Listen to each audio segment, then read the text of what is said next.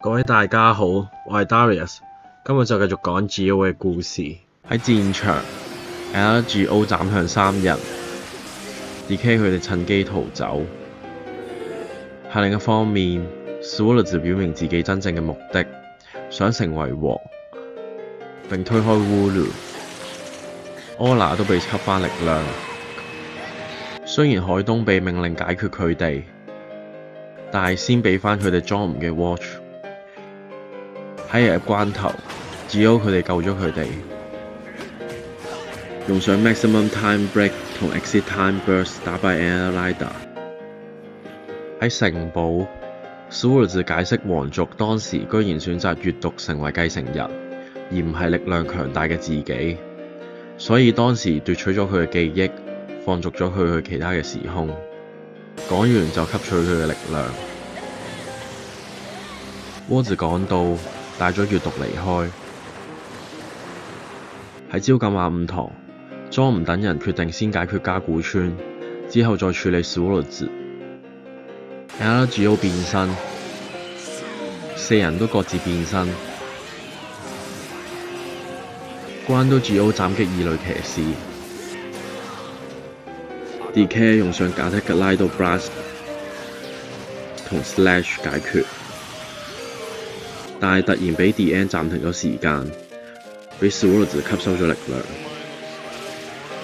喺 Gage 嗰邊 ，Gage 同 Woods 用爆裂 Time Burst 同超銀河 Explosion 獲得勝利。關都 G.O 用 All 20 Time Break 打敗 LGO， 將歷史恢復原狀。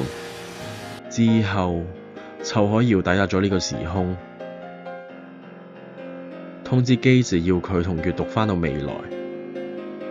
喺另一方面，門此士向閱讀表達自己嘅想法，認為所有嘢都係魔王造成。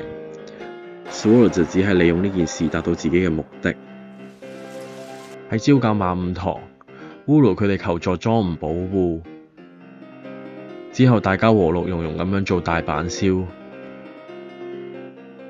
其後 L-Drive 襲擊 Wooloo， 臭用上影獅嘅方法鼓起勇氣，變身成 Aquia 攻向 L-Drive。G.O 佢哋亦加入戰局。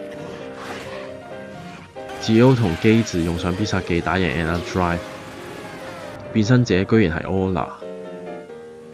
喺臭嗰邊，佢表示自己係嚟接閱讀，因為閱讀同 Gage 嘅存在，莊唔先會成為逢魔時王，所以要帶走佢哋。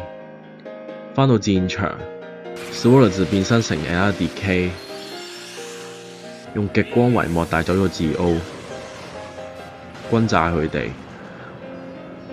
召喚反派騎士攻擊，用火箭炮射向佢哋。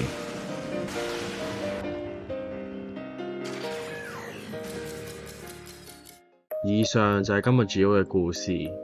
如果鍾意呢條片嘅話，可以 Like、Share、留 Comment 或者 Subscribe 個 channel， 撳隔離個啷啷，或者當你 follow 我 IG。我哋下次見。